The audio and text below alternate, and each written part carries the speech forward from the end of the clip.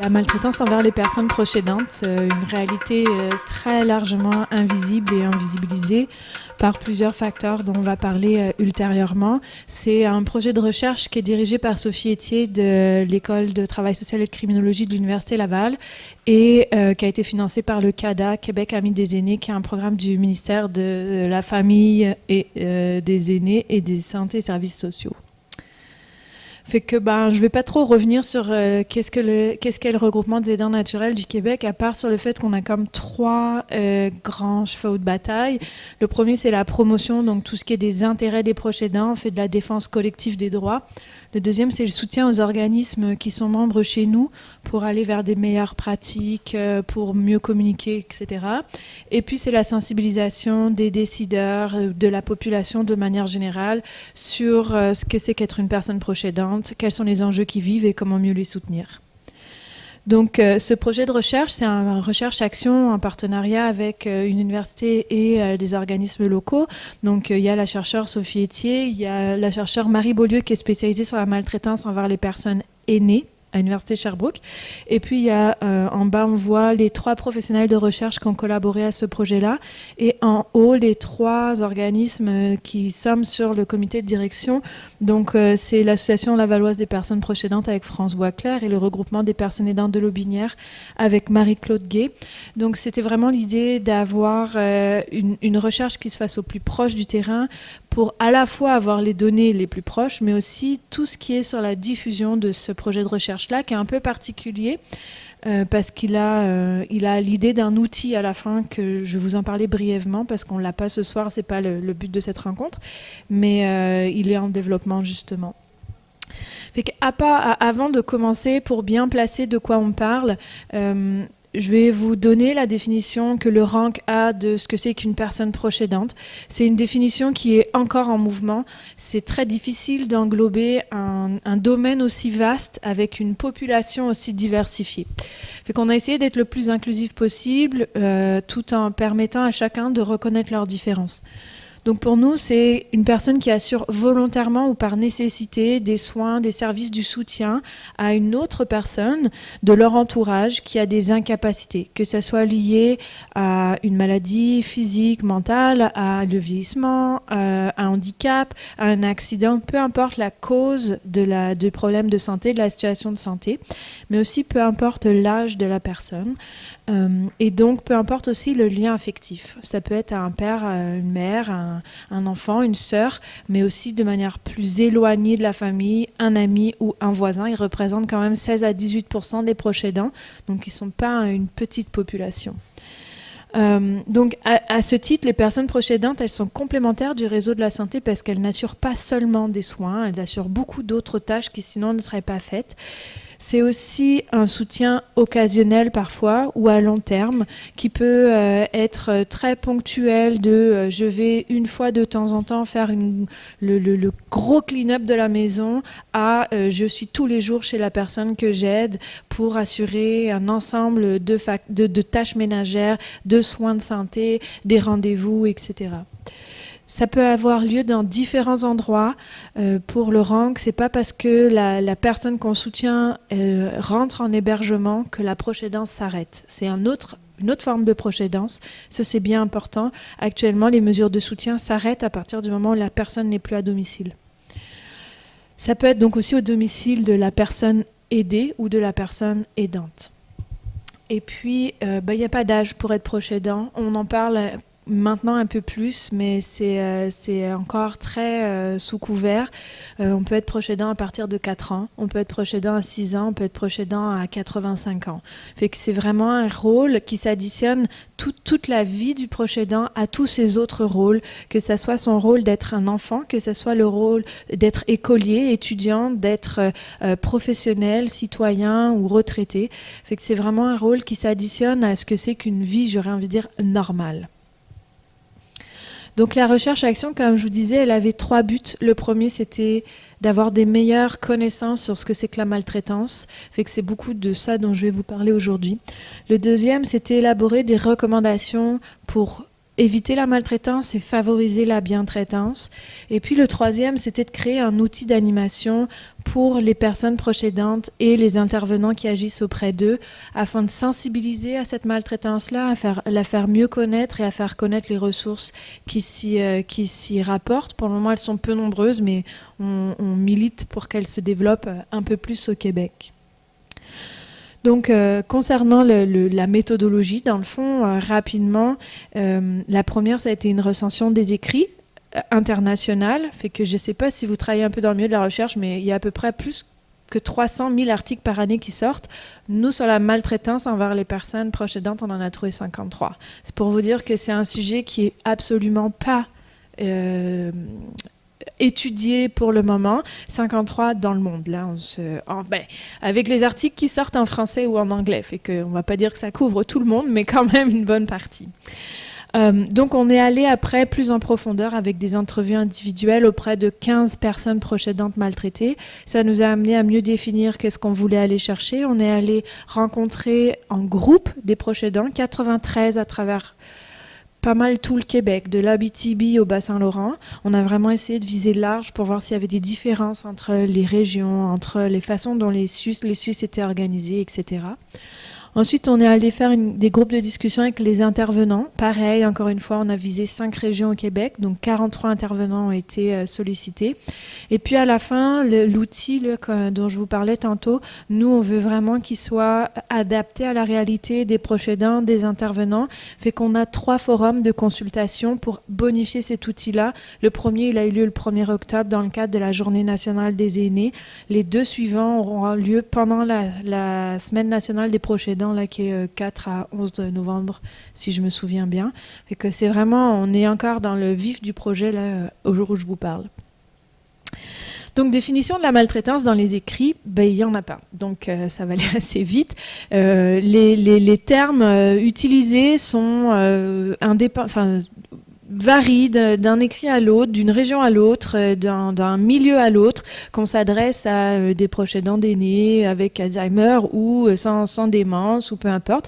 Fait qu'on a repéré plus des mots comme les mauvais traitements, la violence, les abus, la maltraitance ou l'agressivité, mais il y a très peu de définitions claires et 33 des 53 articles qui ont été trouvés ne définissait absolument pas de quoi il parlait.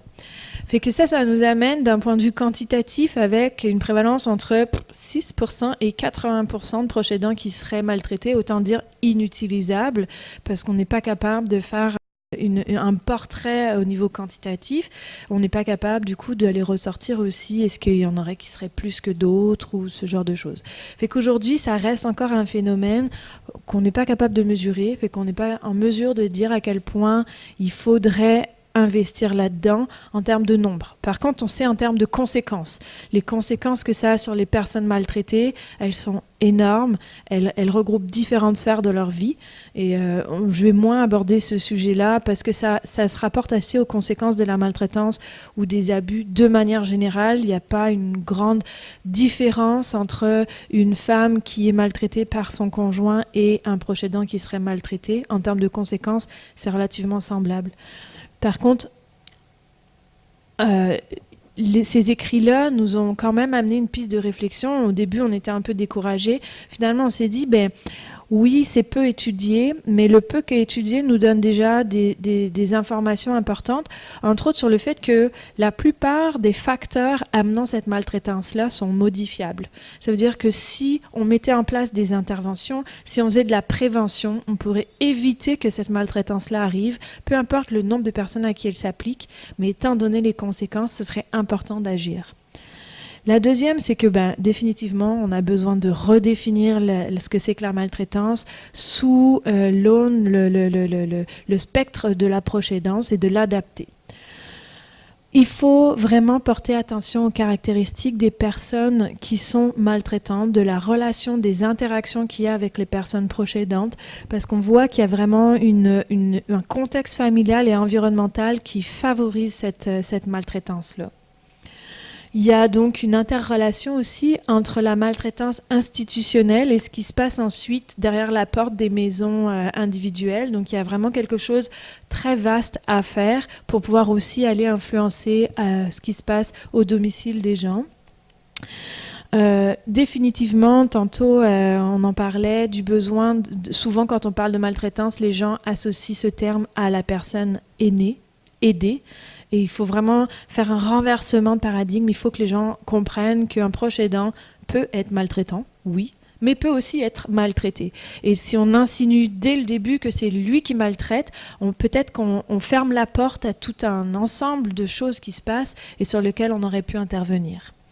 Et puis enfin, mais il faut réellement des mesures de soutien, des interventions psychosociales le plus près possible des personnes proches aidantes pour éviter ça.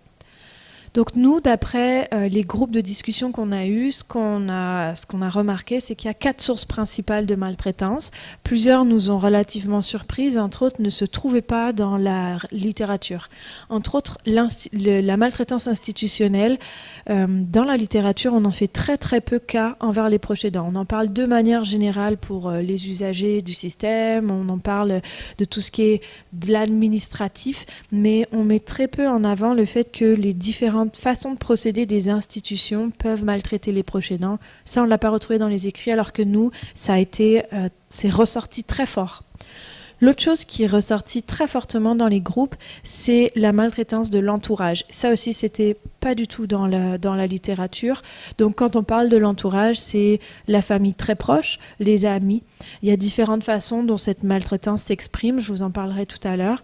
Mais c'est vraiment un facteur, je dirais, invalidant pour le proche aidant qui, du coup, se voit limité dans son rôle, dans la manière dont il le met en place et se voit, par contre, les conséquences aggravées énormément dans son rôle de proche aidant. Ensuite, il y a l'aider. Alors ça, on le voyait beaucoup dans la littérature, surtout dans des cas de troubles du comportement de la personne aidée, qui fait qu'il y a des actes de violence physique ou verbale ou sexuelle qui s'intégraient à la relation d'aide. Mais ça, c'était moins la surprise, je dirais, parce que les 53 articles, dans le fond, en parlaient tous. Et puis enfin, il y a l'automaltraitance, la maltraitance qui vient de l'aidant lui-même dans sa façon d'être à la proche aidance. Donc, les flèches rouges, ça parle des différents organismes ou lieux pour avoir du soutien en cas de proche aidance. Ça s'applique moins ce soir. Mais dans les carrés orange, jaune, on explique un peu plus. Donc, l'auto-maltraitance, c'est quoi? C'est nier ses propres besoins. C'est se dire que nos besoins à nous sont toujours moins importants que les besoins de la personne malade parce que c'est elle qui est malade, puis c'est pas nous. C'est s'épuiser à assumer son rôle, vouloir toujours en faire plus, avoir une exigence envers soi-même qui est tellement importante qu'on n'est pas capable de lâcher prise. C'est toujours comme à nous de faire aussi parce qu'on c'est un peu le complexe du super-héros, là. C'est nous qui sommes les mieux à même de prendre soin de la personne, fait qu'on s'oublie dans ce rôle-là et on met notre vie de côté. La personne aidée, c'est beaucoup des pressions pour exercer le rôle. Moi, je veux personne à part toi. C'est du refus de soins. Il n'y aura pas personne qui va venir dans ma maison me donner le bain, c'est toi ou c'est rien. C'est aussi le refus de payer dans les actes médicaux ou dans les actes de la vie quotidienne. Donc, si tu m'accompagnes faire les courses, c'est toi qui payes le stationnement ou ce genre de choses qui font que le proche aidant est toujours en situation financière compliquée. C'est aussi, effectivement, après tout ce qu'on disait tantôt, la violence sexuelle ou l'absence de sexualité quand c'est dans les cadres de conjoints, de sexualité ou d'intimité, on dirait. Donc, ce qu'ils appellent un groupe d'ailleurs, le Y des femmes, qui dit pour eux c'est de la maltraitance émotionnelle. C'est aussi la maltraitance physique, la violence, taper, frapper, pousser, et la maltraitance verbale, insulter, dénigrer. Souvent, c'est dénigrer ce que le proche aidant fait, dire qu'il fait mal constamment et lui reprocher des choses. C'est l'isolement, on l'évite qu'il sorte, on ne veut pas qu'il aille chercher du service, on ne veut pas qu'il aille chercher du soutien, on ne lui permet pas le répit. Donc c'est vraiment tout un facteur qui va faire que la personne proche aidante, dans le fond, se retrouve seule et pas en mesure d'aller interpeller pour aller chercher de l'aide. Au niveau de l'entourage, encore une fois, c'est imposer le rôle. Dans les familles, on est toujours content quand ça arrive sur la table de quelqu'un d'autre et pas la nôtre. Hein. C'est rare que les gens ensuite se mobilisent en disant « t'en fais beaucoup, si tu veux, je peux t'aider ». Ça arrive, mais c'est pas systématique. C'est aussi le refus de participer financièrement aux soins. Donc, c'est toujours le même qui se retrouve à payer les factures liées à la personne malade. Et surtout, c'est la contestation des décisions. On le voit beaucoup, on l'imagine quand arrivent les soins de fin de vie, mais ça peut être même avant, on conteste le lieu, mais elle est là, tu aurais pu la garder encore plus longtemps, c'était pas la peine de la mettre en CHSLD, et ça vient vraiment créer des tensions et des dynamiques familiales très difficiles à gérer. Enfin, au niveau de l'institution, donc on s'en cachera pas, on a vécu de l'austérité jusqu'à tout récemment. Donc ça a amené des refus de services. Il n'y avait pas assez de place, il y avait des temps d'attente qui étaient tellement longs que ça faisait plus de sens. C'était l'imposition du rôle de proche aidant. Vous êtes là le jour où un diagnostic est posé, fait que c'est vous le proche aidant. Même si vous êtes là un peu par hasard parce que c'était seulement vous de disponible, on ne vous pose pas la question, c'est vous qui êtes là, c'est vous qui êtes proche aidant. L'imposition du rôle aussi dans sa manière d'être appliquée. Ça veut dire qu'on ne va pas vous demander est-ce que vous êtes à l'aise avec l'idée de donner le bain à votre mère. Ça va de soi. Votre mère ne veut pas qu'un préposé vienne pour le bain, c'est vous qui allez le faire.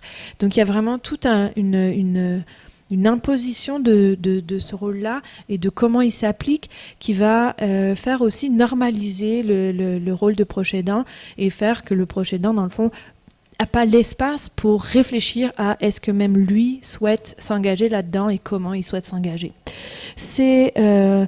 Par contre aussi, c'est inversement, c'est la reconnaissance de vous faites donc bien ça, madame, et waouh, c'est vraiment de l'abnégation, puis ça s'arrête là. Même si on voit que la dame en question, elle s'épuise, même si on voit qu'elle aurait besoin de soutien, c'est de ne pas en offrir. Aussi parce qu'il n'y en a pas beaucoup, on ne va pas se leurrer, c'est pas juste une question du professionnel qui fait mal sa job, c'est aussi une question de derrière, il n'y a pas l'organisation qui le permet.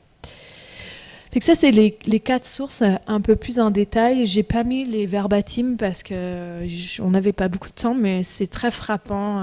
Le niveau de détresse et c'est à la fois individualisé et à la fois ils nous disent tous ça quand ils nous appellent. On voit vraiment un pattern qui se reproduit constamment. Donc pourquoi on ne parle pas de cette problématique au niveau des proches aidants eux-mêmes? Il y a un double facteur ils ne savent pas ce que c'est que la maltraitance, puis même s'ils savaient, ils ne sauraient pas où aller pour sortir de ça.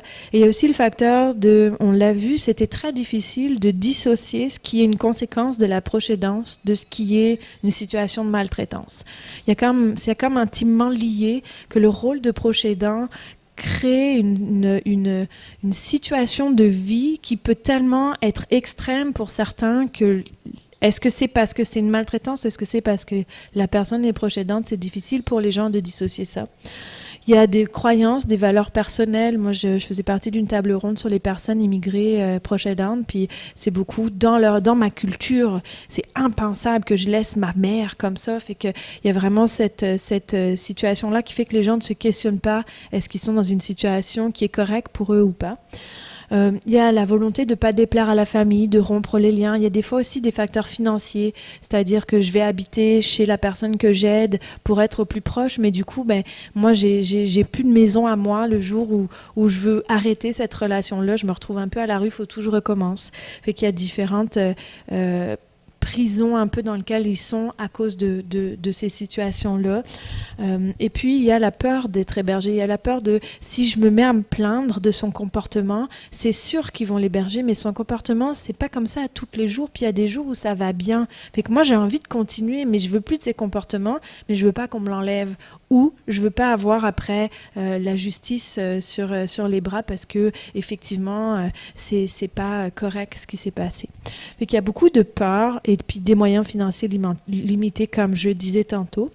Au niveau de l'entourage, on le voit, c'est souvent une dynamique. C'est souvent il y avait déjà de la violence ou de la maltraitance, soit qui s'était arrêtée mais qui avait été là longtemps, soit qui a perduré dans le temps et la proche aidance vient exacerber cette dynamique-là.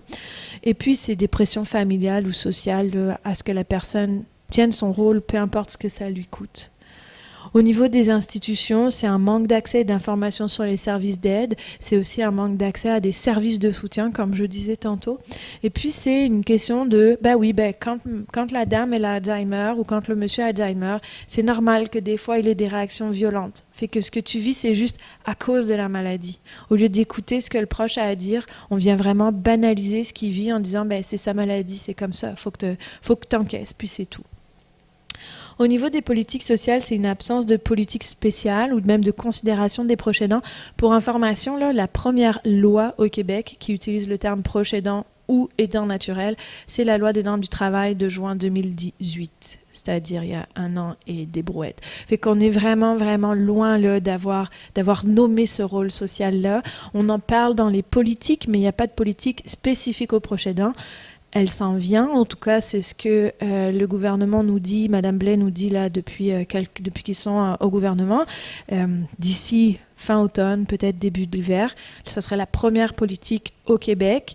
Il y a d'autres pays où ça existe, mais là-dessus, on n'était pas rendu d'avance, là, ça c'est certain. Et puis au niveau de la société, encore une fois, on parle beaucoup, plus souvent d'aidants naturels, et le mot naturel sous-entend que dans le fond, c'est banal ce qui se passe, c'est normal. Fait que ça vient créer le fait que t'as pas le droit de te plaindre, c'est normal ce qui arrive. Et puis encore une fois, c'est des valeurs, c'est une culture sociale qui s'est créée. C'est pas, c'est vraiment l'idée que c'est normal de prendre soin on s'est marié pour le meilleur et pour le pire, hein, c'est un peu ça. Et puis peu importe le pire, il faut rester jusqu'au bout. Fait qu'on s'est essayé à une définition de la maltraitance envers les personnes proches aidantes. Moi, ça m'intéresse un peu d'avoir votre avis après là-dessus pour pouvoir aussi les retransmettre à la chercheur. C'est encore en travaux. Fait qu'on parle de maltraitance envers un proche aidant quand il y a un geste singulier, répétitif ou une absence d'action appropriée, que ce soit intentionnel ou non, qui se produit dans l'exercice du rôle et que cela cause du tort ou de la détresse chez la personne proche aidante. Donc elle peut provenir de 4 sources, je vous les ai nommées tout à l'heure. Et puis comme on ne voulait pas juste parler de la maltraitance, mais aussi de la bientraitance, on s'est essayé à une définition de la bientraitance envers les personnes proches aidantes. Fait que c'est la bientraitance vise le respect de la dignité, la reconnaissance et la valorisation de ce que le proche aidant fait, de ce qu'il est, de son expertise. Elle s'exprime par des attitudes et des pratiques respectueuses des valeurs, des choix, des besoins et des contextes diversifiés. Elle implique d'accueillir, d'accompagner, d'encourager et d'être présent présent auprès du proche aidant tout le long de son parcours et pas seulement quand il n'en peut plus puis que là, ça devient une urgence de le soutenir. Fait que ça fait le tour là du temps que j'avais, même si ça ne fait pas le tour de la question. Fait que si vous avez des questions, on pourra les prendre tout à l'heure. Sinon, si vous voulez aussi écrire à la chercheure plus spécifiquement parce qu'il y a quelque chose qui vous a interpellé, il y a son courriel et vous pouvez nous contacter au rang qu'on est là pour ça. Merci beaucoup.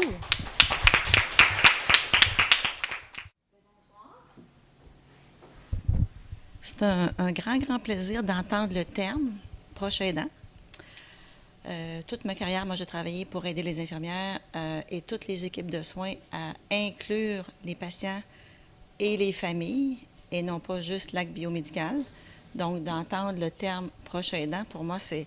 Fait quand ils m'ont appelé pour parler de la maltraitance, je n'avais jamais entendu le terme maltraitance des proches aidants, mais je l'avais vu toute ma vie. Donc, de l'entendre, je me disais, wow, on évolue au niveau de la science.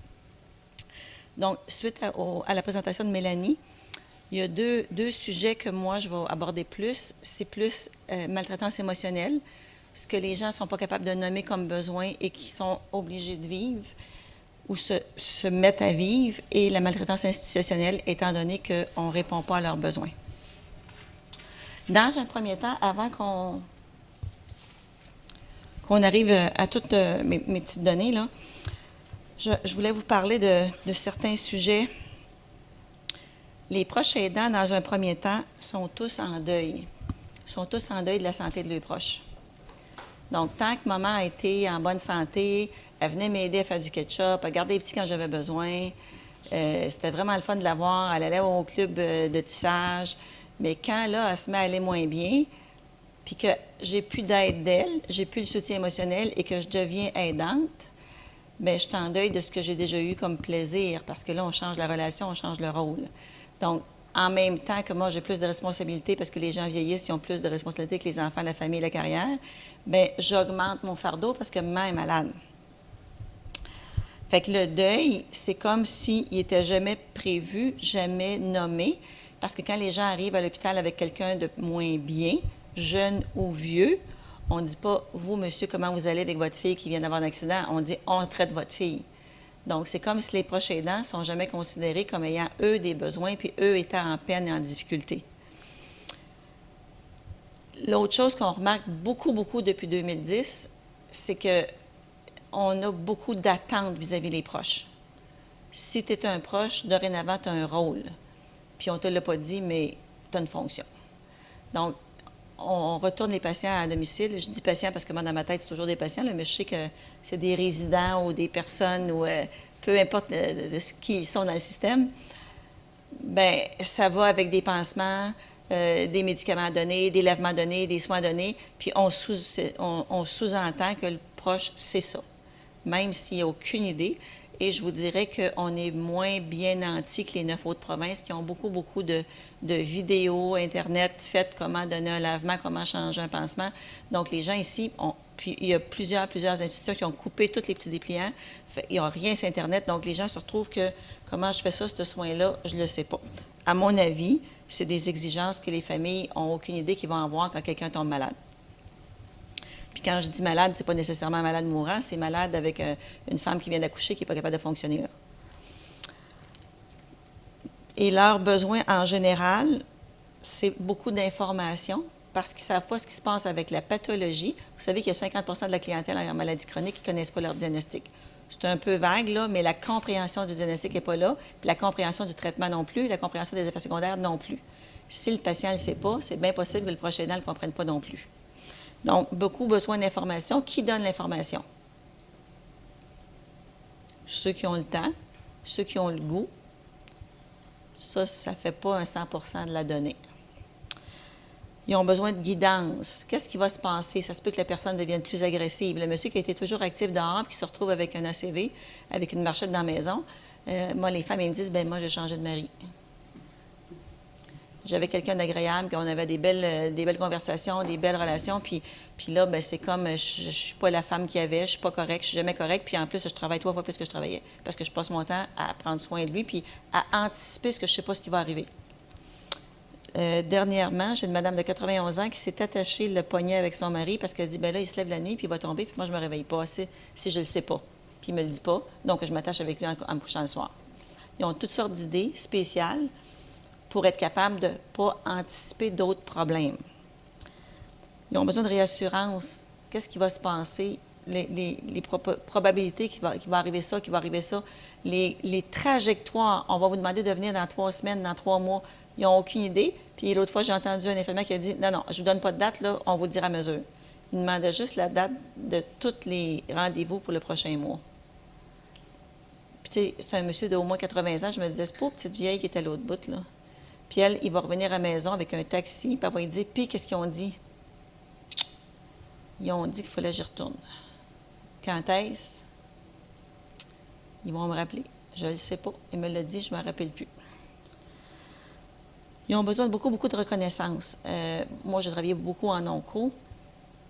Ils se retrouvent souvent que quand un des professionnels va dire « Mon Dieu, votre femme vous accompagne tout le temps, vous êtes donc chanceux, merci madame d'être là », puis la madame, elle se met à pleurer. Puis elle dit « Il me dit jamais merci, puis vous êtes la première qui me le dit ». Fait que la reconnaissance, j'ai mis beaucoup de références que j'avais envoyé une liste de références, là, outre celles que j'ai sur le PowerPoint. Moi, j'ai beaucoup enseigné, puis j'enseigne encore avec la philosophie de McGill, puis le dernier livre de Gottlieb, Les soins fondés sur les forces. Toujours valorisé. Il ne prend peut-être pas ses pilules, mais il fait son pansement. Il ne fait pas son pansement, mais il vient à ses rendez-vous. Ils ont toujours quelque chose de correct. Pour avoir travaillé auprès des petits-enfants trisomiques, leucémiques, ils ont tous plein de ressources. Fait que de reconnaître ce que les gens font plutôt que de taper sur ce qu'ils ne font pas, ça, c'est une formation que les professionnels auraient besoin puis qu'ils n'ont pas toujours. Puis l'évaluation des besoins, bien ça, c'est le bout du fuseau, ça. Parce que qu'est-ce que vous auriez besoin présentement? Ça, Et je pourrais vous citer la thèse de Gagné, qui est vieille, là. Je dirais peut-être 2000, où elle fait une étude auprès de 10 personnes qui sont les conjointes de personnes atteintes de maladies pulmonaires, maladies chroniques pulmonaires. Et il y a une des conjointes qui dit « Moi, j'étais plus capable. » Fait qu'un matin, qui m'a dit « J'ai de la misère à respirer », je me suis dit « Moi, je m'en vais magasiner toute la journée. Je suis plus capable. » Puis je me disais « Si je peux-tu revenir, qu'il soit mort, je vais-tu être capable de continuer ma vie? » Et c'est ce qui est arrivé. Et cette personne-là avait eu des hospitalisations avec son mari une maintes fois. Et jamais on lui avait dit « Et vous, madame, qu'est-ce que vous auriez besoin? » Donc, comme il n'y a jamais d'évaluation des besoins des aidants, ou très peu, parce que ça ne fait pas partie de notre mandat, parce que les jeunes ne sont pas orientés vers ça, parce que les professionnels de la santé n'ont jamais de formation, l'évaluation des besoins, l'évaluation du soutien nécessaire. Puis, ce que je voulais mettre en lumière, c'est la limite des soignants. Parce que quand j'entends Mme Saint-Arnaud dire qu'il y a beaucoup de soignants en souffrance, moi, je dirais qu'ils sont tous en souffrance. Parce que avoir tout le temps trop d'ouvrages, puis la meilleure analogie que je pourrais vous faire, c'est un électricien. Parce que si on fait venir un électricien, tu dis, écoute, j'ai fait une maison, je me suis construit une maison, il faudrait bien que tu me broches ça. Fais-tu une cotation? Oui, 10 000 Parfait. Elle dit, moi, je te donne 5 000 mais tu broches là-dessus. Tandis que l'infirmière, elle, est toujours prise à dire, bien, je vais faire 40 de possibilités. Je vais faire 50 de ce que je suis capable de faire. Parce que l'étendue de sa pratique, présentement, elle est rarement, très, très rarement capable de le faire. Fait que l'enseignement à la clientèle, c'est la première affaire qui saute. Bon, finalement, je m'étais bien trop fait d'introduction. Et il y a une dernière stat que j'ai appris dernièrement. Au Québec, on a 18 de notre clientèle âgée de 75 ans et plus qui est en CHSLD, comparativement à 6 dans les autres provinces. Et ça, c'est peut-être quelque chose que je vais rajouter. Dans les autres provinces, dont les provinces maritimes, tous les patients en soins palliatifs, en dedans de 8 heures, tu es capable d'avoir des bénévoles jour, soir, nuit à la maison. Aucunement comparable à notre province. Donc, le partenariat qu'on a dans les autres provinces, à un moment donné, je suis allée faire de la formation dans une autre province, puis je voyais une nouvelle unité de soins PAL avec toutes des chambres à 4, puis je me disais, ils n'ont pas de chambre privée. Puis j'ai dit, bien, vous avez construit ça tout beau, puis c'est des chambres à 4. Bien, elle dit, certainement, les patients veulent ça. Elle dit, il faut qu'ils s'entraident, il faut que les familles se parlent. Nous autres, les chambres privées, on déteste ça. Les chambres non privées, on déteste ça parce qu'on veut juste être isolé. Fait que les mentalités sont extrêmement différentes. Fait que je vais être très brève, là. On ne connaît pas les besoins des gens qui vivent des difficultés. On est dans un monde extrêmement biomédical. Si ce n'est pas une pathologie avec des médicaments de la chirurgie, souvent les professionnels sont démunis. Et quand moi, je demande à mes étudiantes, qu'est-ce qu'elle vit, le conjoint d'une femme arthritique? Ils connaissent les médicaments qui vont pour les arthritiques. Qu'est-ce qu'ils vont les conjoints? Je ne sais pas, moi, ça ne savent pas. Puis dans quel quartier ils vivent? Fait que quand dans les autres provinces, souvent, ils vont prendre une infirmière de l'hôpital puis ils vont l'envoyer passer 3 semaines au CLSC durant l'été et vice-versa. C'est extrêmement aidant. Parce que quand notre monde, à nous autres, peut être capable d'aller chercher une journée ou 2 de stage dans leur milieu qu'ils ne connaissent pas, mais qui transfèrent toujours des patients, dont les soins à domicile, ils reviennent puis ils disent, on n'en revient pas de ce qu'on a vu. Est-ce qu'ils comprennent la différence au sein de la clientèle? Ils n'ont pas de modèle de comment intervenir auprès des familles. Donc, si on n'a pas de modèle, bien, on fait de notre mieux. Il y a des gens qui sont très attitrés puis qui vont dire « Comment allez-vous? Moi, j'aime ça parler à la famille. » Puis il y a d'autres qui ne vont pas adresser la parole à la famille. J'ai déjà eu un monsieur à qui j'ai adressé la parole, puis j'avais le nom de famille. Donc, mettons, monsieur Le Tarte. Il dit « Vous connaissez mon nom? » Mais j'ai dit « Je pense que vous êtes le conjoint de Mme Breton. » Oui, mais il dit « Ça fait 7 ans qu'elle est malade. Il n'y a jamais personne qui m'a appelé par mon nom. » 7 ans de transfert aux soins, à domicile. Puis, c'est quoi les connaissances des gens qu'on soigne? On connaît leur pathologie, leur traitement. Bien des fois, on ne sait pas les autosoins. Les autosoins, il y a beaucoup de professionnels qui ne connaissent pas les mots autosoins. Mais les autosoins, c'est les soins que le patient devrait se donner ou qu'un proche va donner ou un voisin va donner. Et ça, c'est pas connu. Moi, je dis que j'ai un vieux voisin, mais l'autre fois, j'ai parlé à mon oncle, puis il dit, tu peux dire un voisin, ça va être suffisant. Fait que j'ai un voisin de 78 ans qui est seul au monde, comme 20 de notre clientèle âgée. Donc, il y a 2 vieilles amies à Montréal, je reste à Saint-Hilaire. qui n'ont pas d'auto. Il n'y a ni personne dans la vie. Et l'année passée, il a fait une pneumonie en étant en traitement pour la radiothérapie. Il partait de Saint-Hilaire, il prenait l'autobus, il allait au métro, il allait faire sa radiothérapie à -30 au mois de janvier, il reprenait le métro, il reprenait l'autobus, puis il prenait un taxi pour s'emmener chez eux. Tout seul, personne pour faire à manger.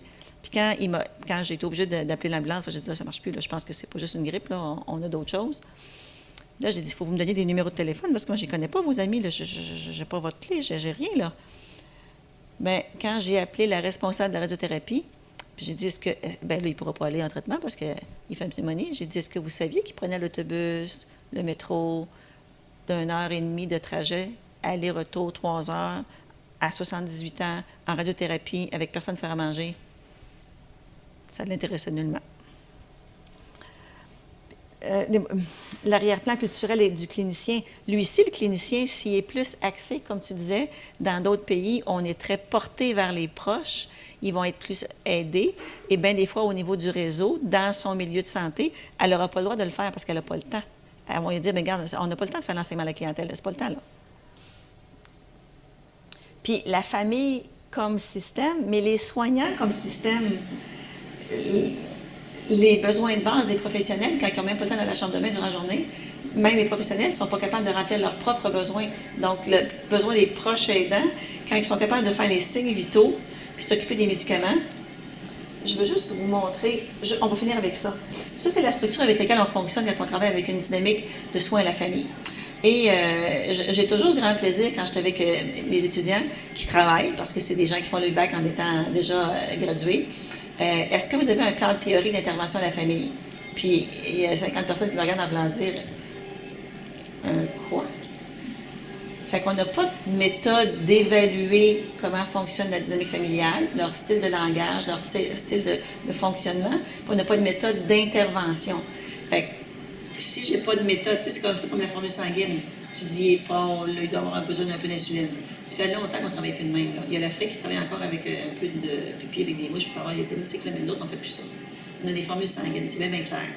Fait que si je n'ai pas d'études qui me dit, bon, on a une formule qui a été inventée en 70 dans d'autres provinces, qui me dit, on travaille par la structure interne, c'est qui les membres du réseau? Mais s'il y a juste une personne, on va s'occuper d'elle. S'il y en a 10 personnes, c'est peut-être moins pire. Tantôt, tu disais la pression qu'ils ont sur la personne qui a le rôle d'être proche aidant. Si tout le monde reste à Quaticook, puis il y en a une qui est à Montréal, puis qu'elle, la maman, est à Montréal, bien, ils vont tout appeler, puis ils vont mettre de la pression sur elle. Tu y vas-tu? Tu fais tout ça.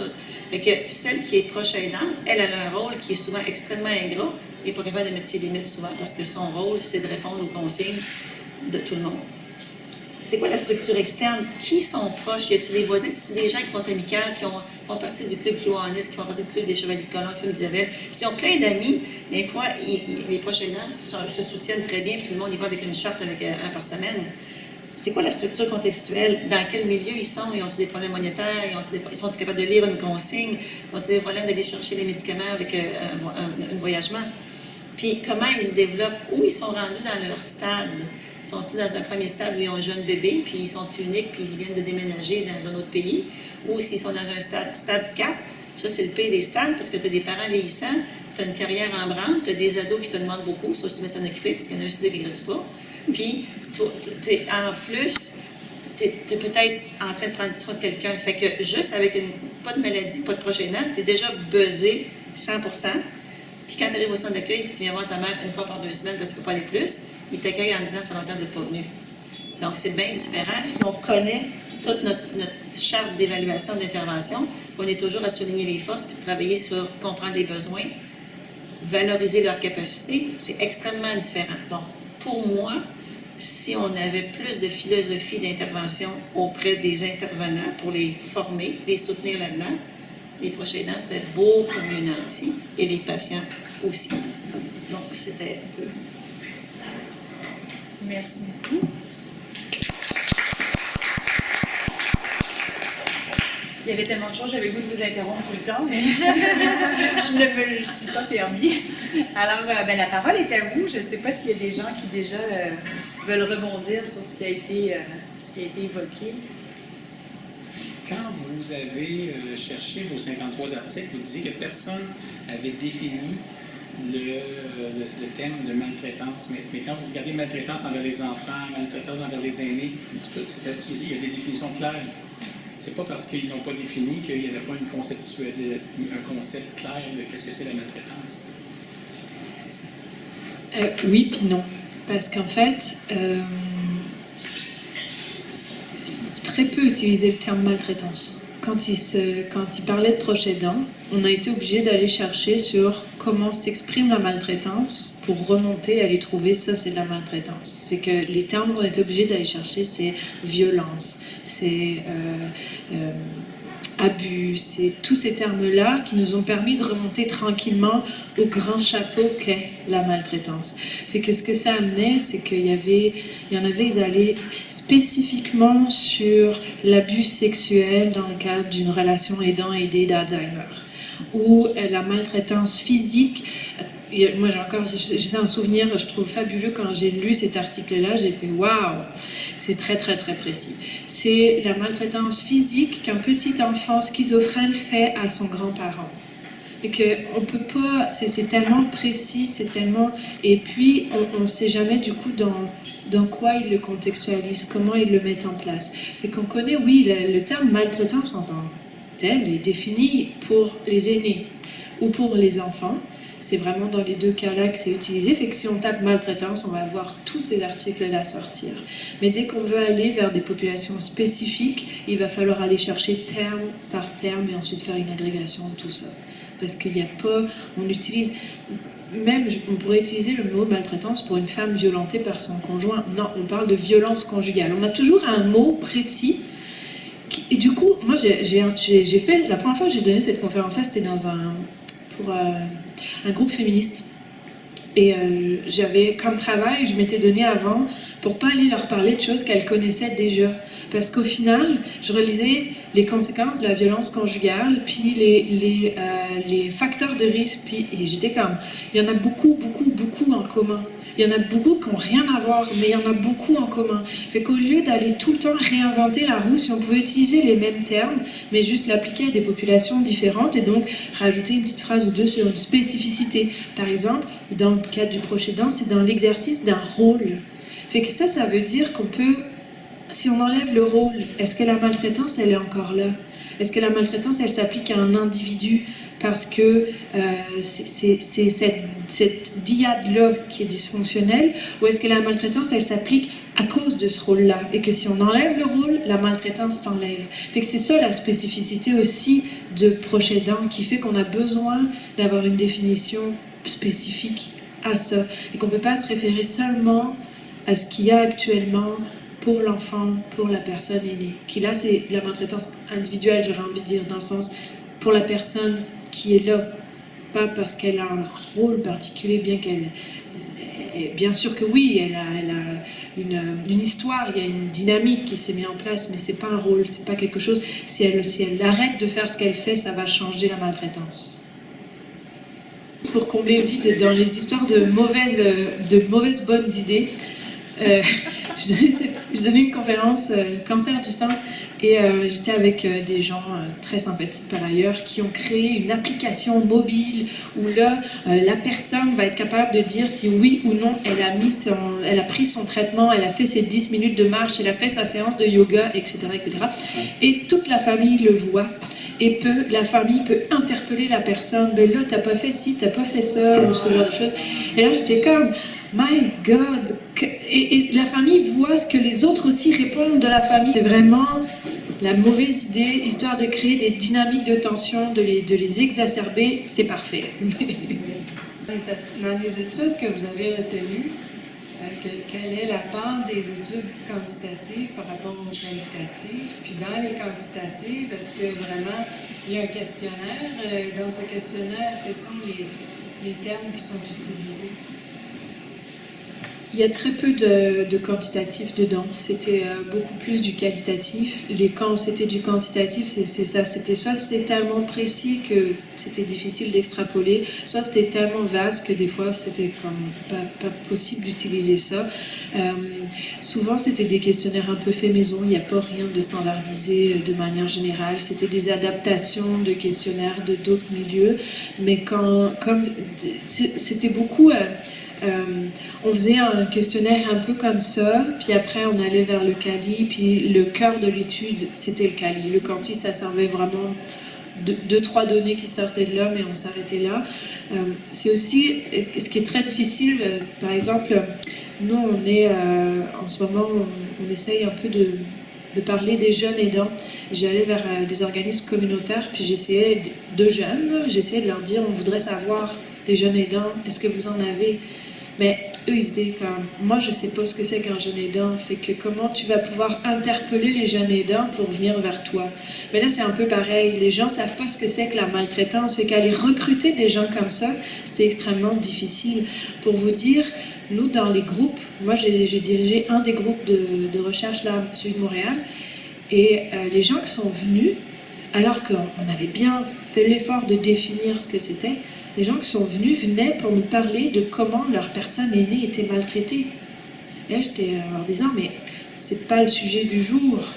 Et donc, ce qui les a interpellés, c'est ça. Fait que le recrutement est très difficile parce que ils savent pas ce que c'est. Fait que les termes utilisés par les recherches étaient du coup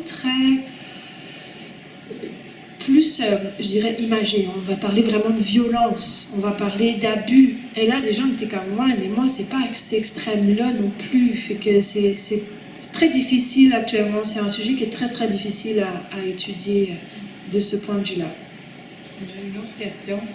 À propos de votre définition, vous parlez d'action et de gestes, mais il y a les attitudes aussi qui sont importantes et qui peuvent intervenir sûrement. Et peut-être que les exigences, ça serait à inclure dans les attitudes, mais je pense que ça, c'est important d'en traiter. Je parle d'expérience personnelle. Non, c'est un très bon point. Je me le mets en note mentale parce que j'ai pas pris de crayon, mais J'en ai pas effectivement, d'offrir. très bon point. C'est vrai, les attitudes. C'est constant, c'est insidieux, Pour donner un exemple concret, moi j'ai bien eu soin de ma mère, j'allais la voir tous les jours. Et puis elle est décédée il y a 2 ans, à 98 ans. Et souvent je partais de chez elle en pleurs parce que je ne voulais pas occasionner de disputes avec elle. Mais elle était tellement exigeante envers moi qu'à un moment donné, je n'en pouvais plus. Et c'est probablement ce qui est raconté aussi dans les narrations associées aux études qualitatives.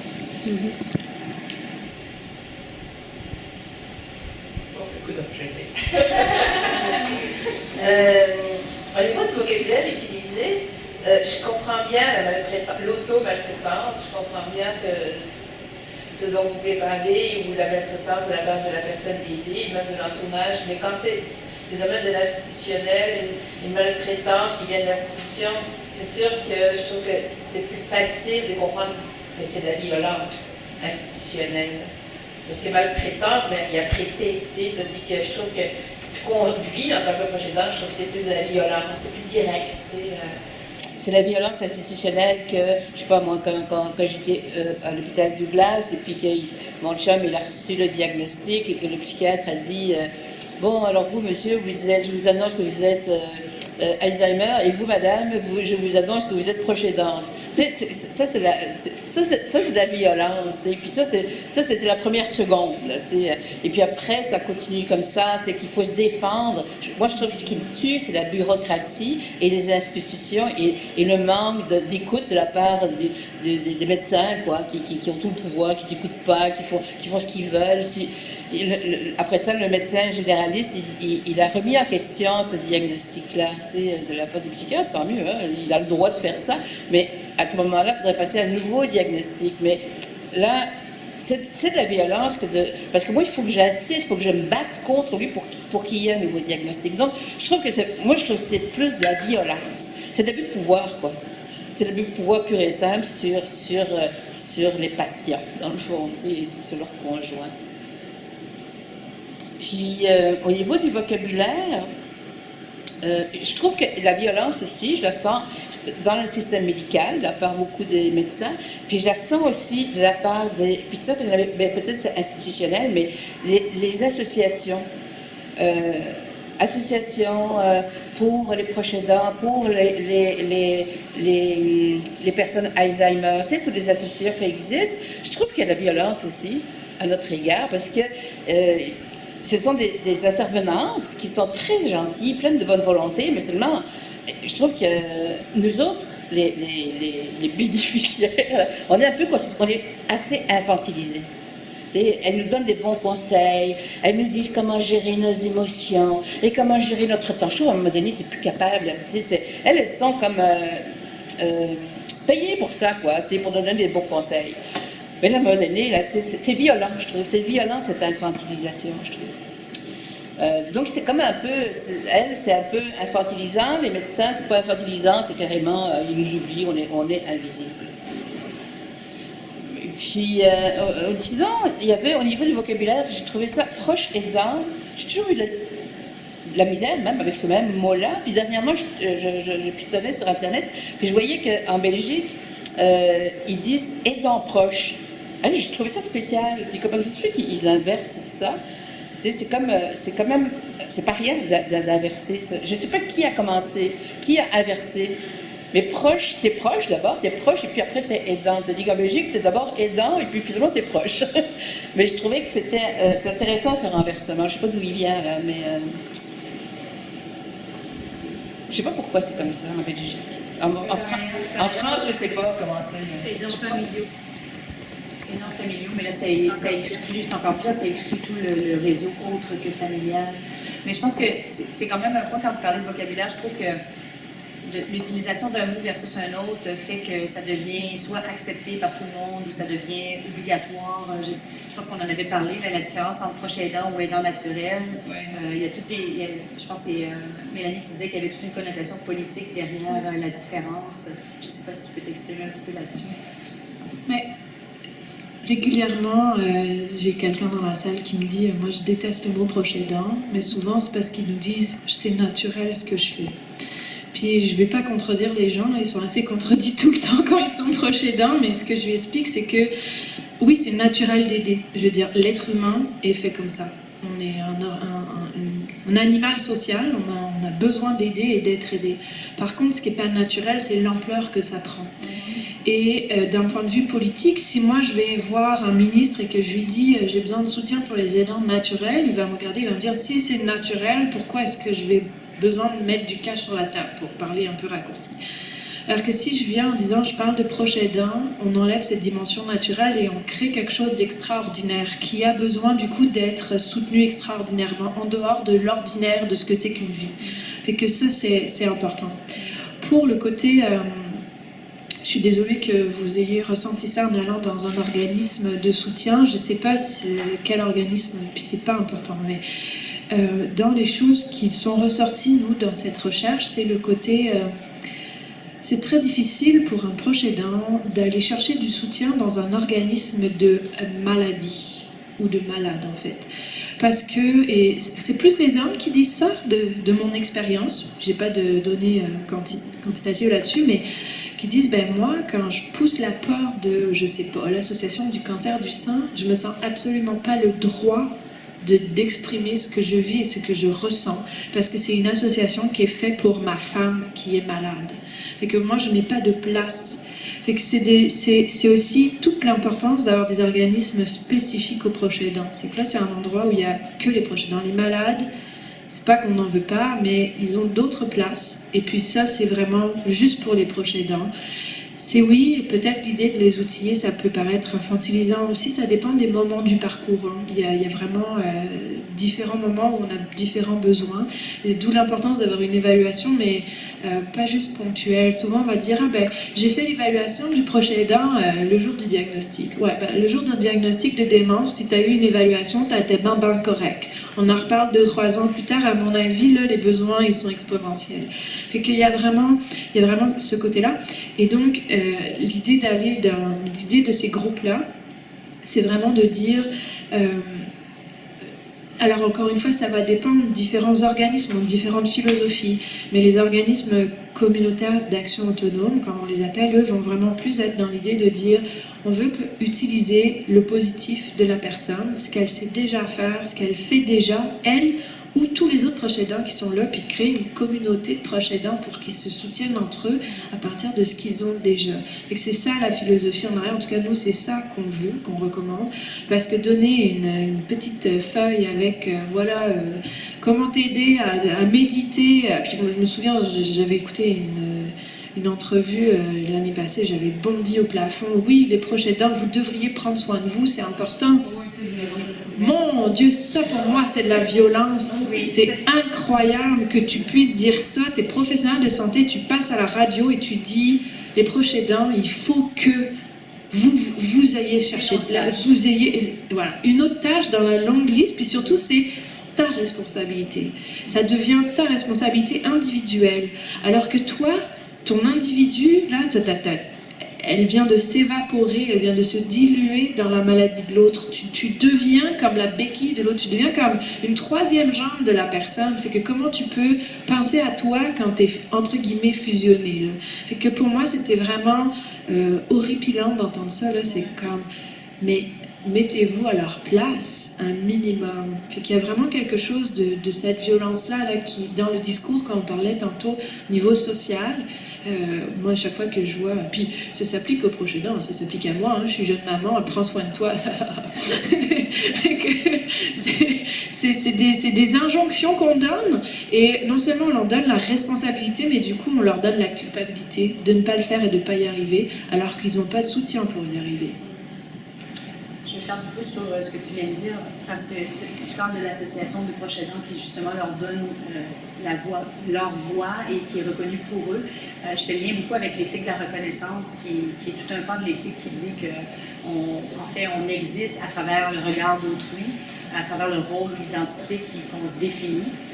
Puis le fait d'être justement ignoré ou invisible, c'est un peu ça, c'est naturel. Tu ne fais pas partie de l'évaluation des besoins que tu as, tu ne fais pas partie soit du service ou du soin de santé. Ça devient comme, pour cette éthique-là, ça devient une des nouvelles formes de discrimination assez poussée. Puis je pense qu'Anne, tu as parlé comme combien justement le fait que d'emblée, tu es là, puis c'est toi qui vas être l'aidante et on va te donner toutes les tâches. Je ne sais pas comment leur histoire de vie, on leur demande rien finalement, c'est un peu ça, se raconter, exister. Puis je trouve que le regroupement permet probablement cette naissance de soi un peu durable. C'est comme s'il y avait une marche d'escalier qu'on a manqué, là. Parce que jusqu'aux années 90, quand on avait quelqu'un de malade, le moindrement qui voulait le réinstaller, il disait « Madame, devez-vous sortir de la chambre, s'il vous plaît. » Les proches, ils étaient automatiquement considérés non admis dans la chambre. Tous les soins se faisaient à l'extérieur de la vue du proche. Puis à un moment donné, là, c'est comme le proche et la personne à qui on donne des consignes. Ça va de soi. Il y a comme une braquette qu'on a manquée. Et il ne faut pas oublier que c'est la première fois dans notre vie humaine qu'on a autant de personnes âgées et qu'on a autant de maladies chroniques. Et le Québec étant la province avec le plus de maladies chroniques. Donc, ça fait une charge au niveau des professionnels qui n'ont pas prévu. Et tous les outils d'enseignement à la clientèle pour les proches, dont les personnes âgées qui ne feront pas ça compliqué, bien, les outils ne sont pas là. Fait que les proches sont comme démunis parce qu'ils se retrouvent avec des responsabilités qu'ils ne comprennent pas. Et le patient est souvent maltraité, pas par désir de personne, mais par manque de service, par manque de soins. Puis la personne qui en prend soin, elle fait de son mieux. Mais la capacité de mettre les limites n'est pas possible parce que quand on demande de l'aide, si on en demande, parce que des fois, ils n'ont même pas le réflexe de dire les limites et d'en demander, bien peut-être qu'il ne sera pas là, le service. Parce que les services en soins de domicile de ce temps-là sont extrêmement limites.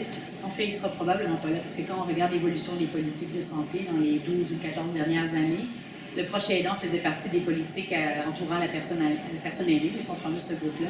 Il faisait partie de... On devait évaluer ses besoins et tout. Et quand tu regardes les nouvelles, chacune des politiques qui est sortie par la suite, et là, ça passait de... on a besoin de s'occuper de lui à c'est son rôle. La solidarité sociale l'exige, c'est ça être solidaire, mais si c'est être solidaire, on devrait être plusieurs solidaires, pas juste le prochain. Donc, tu sais, tu dis les professionnels n'ont pas le temps, mais on leur a enlevé ces tâches-là également. Il y a le côté, on ne leur demande pas de quelle aide ils ont besoin, puis il y a le côté de comment on formule la question. De quelle aide vous aurez besoin? Ben, j'ai encore même pas d'idée de c'est quoi que va être ma vie à partir de maintenant. Puis souvent, comme je disais, on le demande au moment du diagnostic. Après, c'est fini, il fallait pas louper le train, là, c'est trop tard. Puis c'est aussi, moi, ceux qui m'appellent, ils sont comme, mais à quoi j'ai droit en fait? Parce que si tu me dis, voilà tout ce qu'on peut t'offrir, ben là, je vais prendre ce que j'ai besoin. Mais si tu me dis de quelle aide j'ai besoin de tout, puis j'ai besoin de rien. Fait que c'est trop vaste, je peux pas me utiliser ça. Puis c'est là où moi je vois. De ce que tu viens de dire là, le gap, ça a popé dans ma tête, je me suis dit, oh boy, là dans les prochaines années, on va arriver avec un dossier proche aidant. Ça veut dire que dès que cette chose-là, peu importe comment elle va être mise en place, sera mise en place, sera usagée du système de santé, la personne malade et le proche aidant en tant qu'usager individuel. Le proche aidant aura un dossier et sera considéré comme devant être pris en compte par le réseau de la santé. L'application de ça avec des professionnels qui n'ont pas de cadre d'évaluation, qui ne sont pas formés, qui ne savent pas comment faire et, pour venir de là, j'en doute absolument pas, ont une énorme souffrance dans leur travail. Récemment, on était dans un SUS où c'était les professionnels eux-mêmes qui disaient « Je n'en peux plus de devoir dire aux proches « Débrouillez-vous ». Je n'en peux plus de ne pas poser les questions parce que je sais que je n'ai rien à leur offrir. Fait que c'est plus facile pour moi, pour survivre à mon travail, de ne pas ouvrir la boîte de Pandore que d'aller ne serait-ce que faire... Quand on dit oui, mais on leur demande pas comment ils vont, ben pour sûr, parce qu'à partir du moment où tu commences ça prend 2 heures de temps devant toi. Fait que moi, je comprends les professionnels qui sont rendus là-dedans. Et c'est pour ça qu'on parle pas de maltraitance des professionnels, mais des institutions qui permettent pas ça. Mais là, on a un gouvernement qui veut changer ça, sauf que je me dis, avec quels moyens concrètement on va réussir? Est-ce que de dire maintenant vous êtes usagé et donc vous pouvez prendre le temps de faire ce questionnement, est-ce que vraiment ça va arriver? Est-ce que les professionnels vont être en mesure de le faire?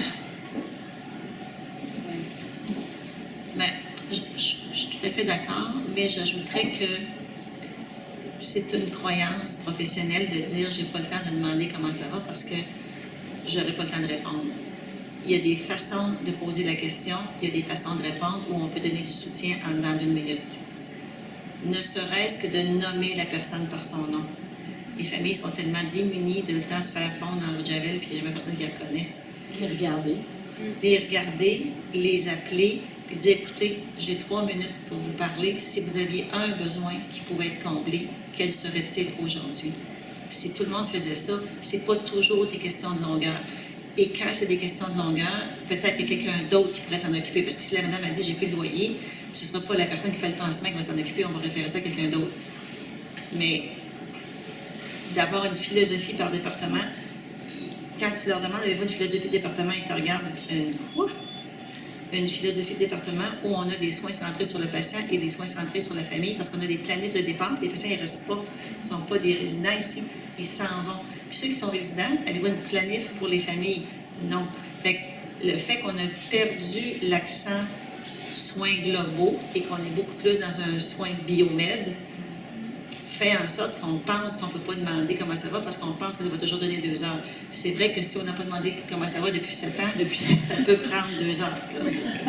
Effectivement.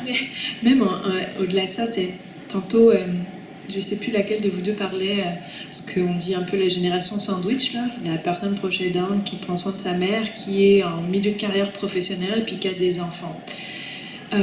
Il y a quand même à peu près 1/4 de la population des proches aidants qui prennent soin de 2 personnes et 10% qui prennent soin de 3 voire plus. Puis ces personnes-là, elles n'ont pas toujours le même diagnostic. Fait que, en tant que proche aidant de ma mère qui a 71 ans, j'ai le droit au crédit d'impôt, mais en tant que proche aidant de mon fils qui est avec une trisomie 21 ou autiste, je n'ai le droit à rien. En tant que j'ai le droit à ci, mais attends, puis alors là c'est le rendez-vous à tel endroit, le CRCHUM, là c'est le rendez-vous au CRDI, je vous passe tous les acronymes, ça sert à rien de les expliquer, eux-mêmes ils sont pris là-dedans, fait que c'est incroyable, on en passe, et puis la personne elle est la même, son rôle est sensiblement le même, les conséquences sont les mêmes. Pourtant, on a une politique pour les proches aidants d'aînés.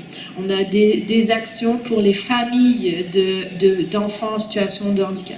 On a pour les amis et familles de santé mentale. On n'a même pas les mêmes mots pour décrire le même rôle en fonction du diagnostic qui est posé. Fait que ça, c'est horrible pour les gens qui le vivent les 3 fois. Puis, c'est aussi une grosse iniquité entre les proches aidants qui ont droit des fois oui, des fois non, à être dans telle situation. Attendez 1 an, vous aurez droit au crédit d'impôt. C'est long, hein, non? J'aimerais prendre peut-être une dernière question. Charles, je vais juste demander s'il y a des gens derrière de toi, je vais leur donner priorité à toi. Désolée. Est-ce qu'il y a des... Oui? Surtout parce que je pensais à une situation que j'ai vécue aussi.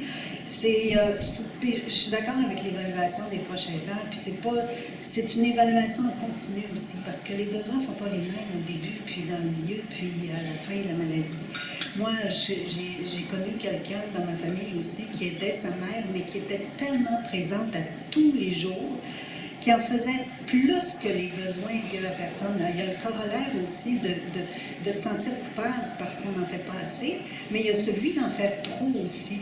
Et tout le monde lui disait autour, faisant pas de temps, mais juste de se faire dire ça, ça la rendait inconfortable, ça la rendait dépressive, parce qu'elle jugeait qu'elle n'en faisait jamais assez.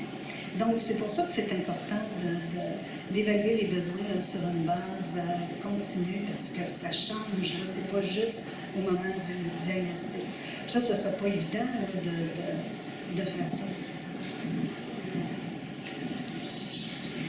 Là, il faut vraiment qu'on travaille avec une équipe interne. Et que cette personne-là, à l'évaluation, lorsque la résidente est arrivée en centre d'accueil, on aurait vu qu'il y avait un problème de fusion. Puis on aurait demandé au travailleur si ça venait aider. Parce que manifestement, il fallait qu'elle en fasse plus. Parce que toute sa vie, elle en a fait. Sinon, il n'y a pas de reconnaissance.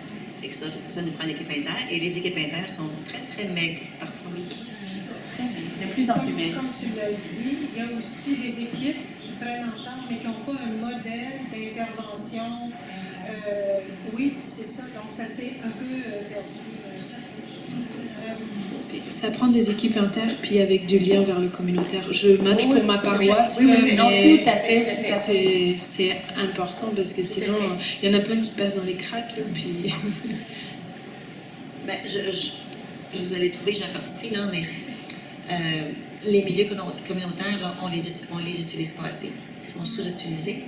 Et dans tous les hôpitaux anglophones, il y a des bénévoles partout. Et dans tous les hôpitaux francophones, il y a certains départements, certaines institutions qui n'ont pas de bénévoles auprès des clientèles. Ils en ont pour passer le café puis ils vendent des revues. Il n'y a aucun bénévole sur aucun département, contrairement à d'autres institutions. Donc, le communautaire, le réseau, ça change la donne pour la vie qui ont besoin, les gens qui ont besoin. Charles, je te donne ton droit de parole. Oui. On a encore quelques minutes. Moi, je me serais attendu à voir que dans votre argumentaire, comment ça vaut les proches aidants au Québec. Oh, mon Le Dieu! système de santé, il coûte...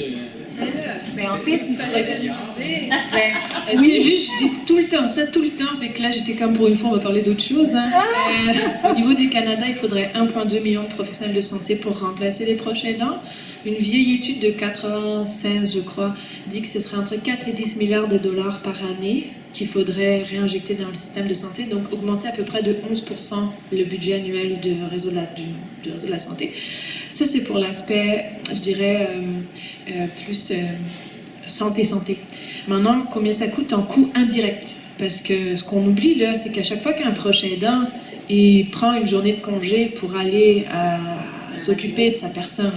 Donc pour la personne, c'est 16 000 $ en moyenne de moins par année de revenus, avec des coûts additionnels de 7 600 $ en moyenne. Pour les parents d'enfants en situation de handicap, ça peut aller jusqu'à 120 000 $ par année de coûts additionnels. C'est énorme. Et ce qu'il ne faut donc pas oublier, c'est que quand on a moins de salaire, on paye moins de taxes, fait que la répercussion pour les gouvernements, c'est 635 milliards de dollars de pertes en assiette fiscale. Et enfin, la dernière des choses, c'est que pour l'entreprise, qui du coup n'a pas sa personne qui est là, qui doit la remplacer, reformer quelqu'un, etc. Je ne sais plus le chiffre exact, mais c'est effectivement encore, ça se cote en milliards de dollars de pertes de productivité, de remplacement et de coûts directs pour remplacer une personne proche aidante. Ce qui serait probablement, alors dans tous les cas, ce que nous on pense, c'est que ça coûterait moins cher de faire quelque chose pour le gouvernement, mais surtout ça coûterait moins cher aux entreprises aussi. Dans le sens de, si tu avais une politique de soutien aux proches aidants dans ton entreprise, tu aurais plus facilement les proches aidants qui restent, quitte à même à ce qu'il reste à temps partiel, mais un proche aidant qui reste à temps partiel et qui est heureux, il va être plus productif qu'un proche aidant qui est à temps complet puis qui est jamais là, ou qui est là mais qui fait du présentéisme, c'est-à-dire être présent à la job physiquement, mais être complètement omnibilé par la charge mentale de proche aidance, puis finalement avoir rien fait ou presque dans sa journée parce qu'il est trop préoccupé. Et que voilà. T'as-tu ta réponse, Charles? Oui, c'est bien. Précis. Oui, sur notre site internet, le rank.qc.ca, on a une page statistique et on a aussi fait une stratégie nationale qui, pour nous, est basée sur d'ailleurs, c'est basé sur la recherche de Janet Fast, qui est une Canadienne de l'Ontario, je crois, qui a recommandé au gouvernement britannique, parce que nul n'est prophète en son pays, quelle politique mettre en place pour soutenir les proches aidants. Fait qu'elle elle a mis quatre directions à prendre. Nous, on en a rajouté une 5e. Donc cette stratégie nationale qu'on a élaborée et s'applique au Québec spécifiquement et vise, dans le fond, c'était avant qu'on parle de la politique nationale là, que Mme Blais veut mettre en place. Nous, on demandait cette politique et on disait, voilà un préalable, voilà sur quoi il faudrait se baser pour vraiment soutenir les proches aidants. Et que le premier, si je le dis, je pense ça va faire un tollé, mais j'aime ça. Le premier, c'est le libre choix éclairé et révocable d'être proche aidant. Fait que révocable, souvent les gens s'insurgent en disant, ben voyons donc, je suis d'accord que c'est très très difficile, personne va dire à partir d'aujourd'hui je ne veux plus être proche aidant, mais quoi qu'il y en a qui le font, mais dans le révocable, ce que nous on veut amener, c'est l'idée qu'on devrait pouvoir enlever des tâches si on n'est plus capable de les faire. Donc au-delà de est-ce que je suis ou pas proche aidant, c'est comment je veux être proche aidant. Est-ce que j'ai le droit en tant que proche aidant de dire demain je veux héberger la personne parce que j'en peux plus? C'est encore être proche aidant, c'est encore son rôle et c'est révoquer l'aspect je la prends chez moi pour changer la façon dont je suis proche aidant. Le deuxième, c'est, ça fait longtemps, je ne les ai pas dit, fait que je vais les retrouver. Le deuxième, c'est la reconnaissance de l'expertise. Donc, le proche aidant sait des choses, fait des choses et s'appuyer là-dessus plutôt que de taper sur la tête ou de l'ignorer complètement. Le troisième, c'est l'évaluation des besoins et les services qui vont avec. Et nous, on parle d'évaluation annuelle ou presque, dépendamment des situations. On n'a peut-être pas besoin de chaque année, mais quand même régulièrement. La quatrième, c'est la lutte contre l'appauvrissement du proche aidant. J'ai donné quelques chiffres tantôt, mais il y en a encore beaucoup. Et le cinquième, qui est celui que nous, on a rajouté, c'est développer, je dirais, un milieu proche aidant, une expertise en s'appuyant sur de la recherche et en s'appuyant sur ce que les organismes communautaires développent dans la BTB, dans chacun, ils ont tous développé des programmes qui sont très chouettes.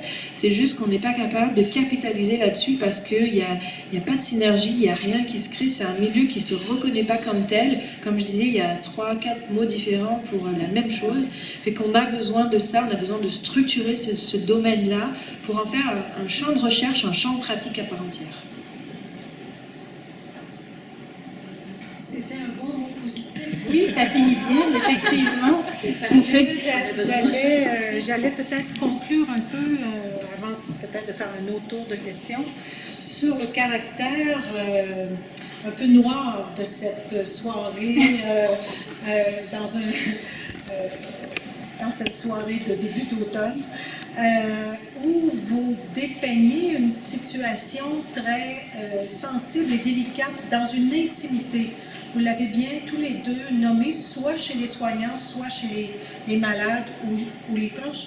ça part d'une relation d'intimité. Hein? Un couple il y en a un des deux qui commence à être malade, la relation qui change, les traces de cette violence, dans les attitudes, dans les paroles, ça arrive par petites gouttes, lentement, et un jour, la personne se met à être peut-être dans une situation où on pourrait penser qu'elle est dans une forme de maltraitance, mais quand ça a commencé, ça doit être difficile à nommer.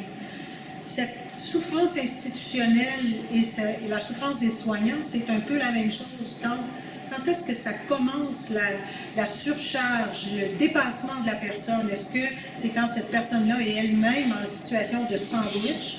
Parce que les soignants, c'est des intervenants dont leur situation personnelle change aussi. Donc, c'est un microcosme. En éthique, on n'a pas toujours des réponses, hein? On n'a pas toujours des solutions. De reconnaître, comme l'a si bien dit Annie, je te remercie d'avoir parlé de l'éthique de la reconnaissance, parce que c'est un peu ça qui était l'objet de cette soirée, en fait, de reconnaître avec vous, qui êtes des expertes dans ce domaine-là et du terrain, de reconnaître ce problème qui est très actuel, très urbain aussi. Hein? Je pense que souvent dans les petits villages, il y a peut-être un peu plus du communautaire qui s'exerce. Dans les milieux urbains, là on parle d'un proche, mais il n'y a pas toujours un proche, il y a aussi toute cette solitude de malades qui vont vivre une solitude et une maltraitance institutionnelle sans qu'il y ait le monsieur dont tu parlais, qui prend le bus, qui vient à Montréal, qui se fait traiter, qui part, qui rentre, qui fait son épicerie. Il y a probablement très peu de personnes qui ont observé son parcours. Donc, je conclurai en revenant vers vous, Jocelyne, et votre chapitre nouveau sur l'éthique narrative. C'est tout. Non, mais tout cela étant dit, d'être à l'écoute, d'être capable de reconnaître qu'un rapport humain, quel qu'il soit, d'être proche, point, d'être proche, c'est déjà d'exercer en soi un engagement social, un engagement quel qu'il soit, vers autrui.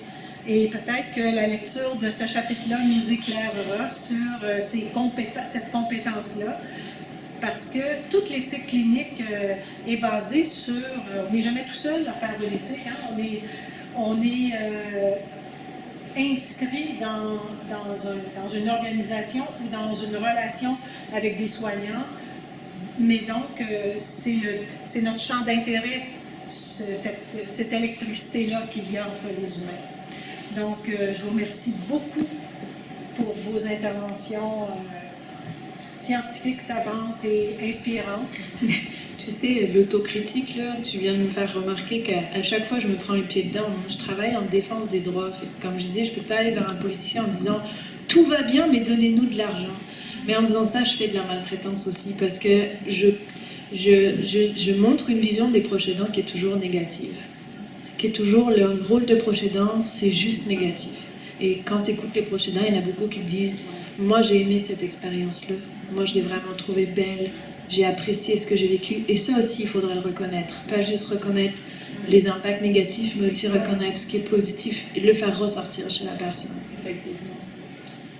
Oui, si jamais vous voulez lire là-dessus, quelqu'un qui a travaillé beaucoup sur la loyauté, c'est Catherine Ducommun-Nagui de Belgique, qui dit à quel point, au niveau du deuil, quand la personne s'est épuisée à prendre soin de son proche, s'il y avait une loyauté là-dedans, c'est extrêmement aidant. Donc, on n'a pas parlé de loyauté parce que ce n'était pas l'enjeu de la soirée, mais il y a un lien qui unit certaines personnes qui fait que reconnaître leurs besoins, c'est moins aidant que d'aller au-delà de leurs forces par loyauté. Donc, il y a eu beaucoup d'études au niveau de l'Europe, au niveau de la loyauté, puis Catherine Ducommun-Nagui a beaucoup écrit là-dessus.